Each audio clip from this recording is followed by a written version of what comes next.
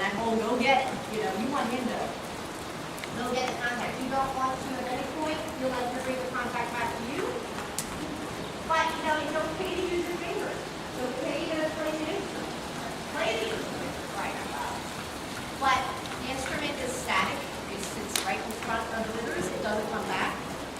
So I want you to do like 2 or 3 circles. I want you to concentrate that your hands are playing clarinet, piano, or something. And don't worry about his reaction. We saw when I first got on, I did how many laps where he was going up and down with his head. You just wait. And you think, you got to be able to touch his mouth.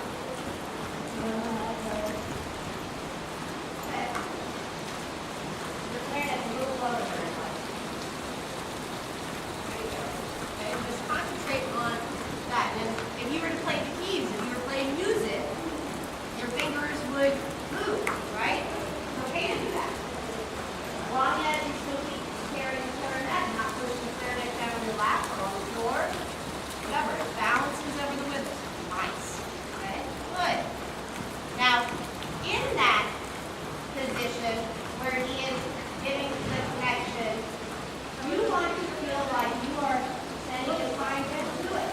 And then you feel like he lifts and fills the space in front of the saddle. And it doesn't mean he's going faster. I didn't feel like I was riding real fast. I just would say, you feel right here, you had a couple lifts, right? You got a lift, but you're just lifted a little bit, right? Lift, fill him, feel that. Feel him fill the area in front of the saddle. Like push along, push. Into a contact that doesn't pull back. Yes. Go get it! Go get it! Daniel! Go get it! You don't want to feel like he's slipping his legs. You don't want to feel like he's just leg moving. You want the top line moving. I was doing the contact, right? You have pretty good contact, right? Yeah. When you're ready, go ahead and try left and can't. I think you're going to see that it's not as bad as you think. But you got to have contact. You graduate. That's nice. Look how nice that is. You like that? Good. Don't worry about that. Don't worry. Yeah, just your reaction when his head comes up. Okay, now the left hand has to just be steady. Now, left and soft with your fingers. Yes. Good. Let him, converge the fronts. Okay, let it out. Good. Good. All right. Not bad, right? He needs to let it out. If you let one flow where he really releases. There, stop your arm. Yes. Good, good. And like the breathing is good. When he's like, good. Give on the right arm at one point. Just like really give the right hand. Yes. Good. All right, we'll do trot before it gets cracked. And don't worry, well that's his tongue. All those transition stuff, his tongue. So go ahead and walk. All right, so that was great. You're ready to do contact. It's just got to be, and I totally appreciate how gentle you are and how quiet and how patient. So go ahead and give a long range. The key is contact is long reins that are trying to communicate to the horse end up being pulling because we change the energy in our arms. Contact. If I don't have anybody watching me, like, I don't always catch that. Yeah. Like, I knew my reins were long, but I thought it was a good thing.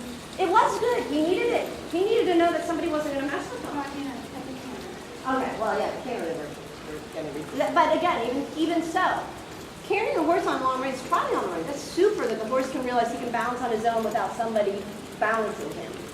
But right now, you need to introduce contact, and as long as, and find an illustration works for you. For me, it's playing the clarinet.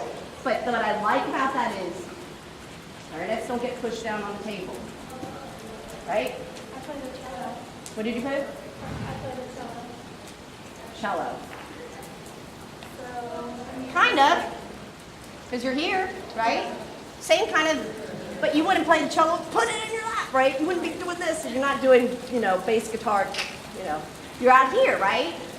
So I mean, all you read about with dressage trainers talk about visualization, that's what you need to apply. It's because it's such a mental thing. Having correct contact and correct hands has nothing about them being still.